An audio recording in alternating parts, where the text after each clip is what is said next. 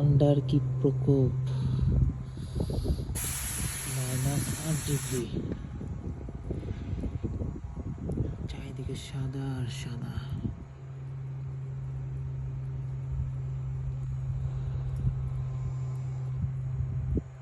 আবহাওয়া অনুকূলে নাই, পুরাই প্রতিকূলে।